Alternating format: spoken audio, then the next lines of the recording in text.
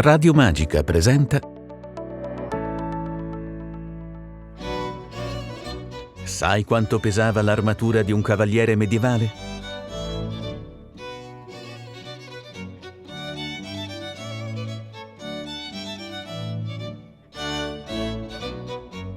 L'armatura di un cavaliere medievale poteva pesare fino a 30 kg.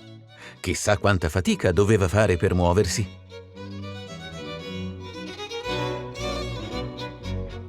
Nell'Antiquarium della Motta, un piccolo museo nel comune di Povoletto, tra i vari oggetti in mostra ci sono diverse parti di armature ritrovate negli scavi archeologici del castello della Motta.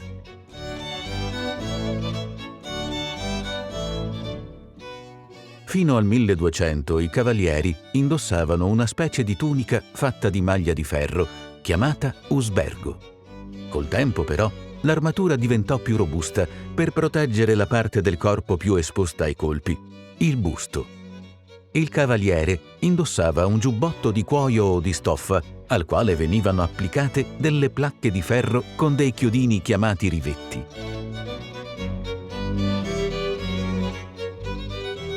Le placche erano di diversa misura e alcune di queste sono esposte all'Antiquarium.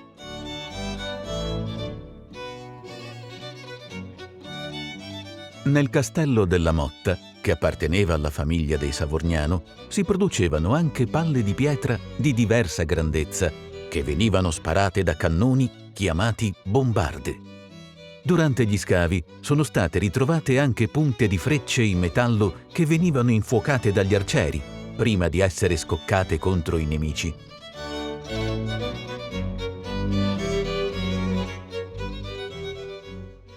Tra i pezzi più interessanti del museo ci sono anche due oggetti che con le battaglie non c'entrano niente, ma che sono molto preziosi.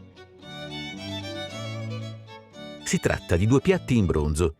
A quei tempi il bronzo era un materiale costoso e chi lo possedeva era davvero molto ricco, come la famiglia dei Savorgnano.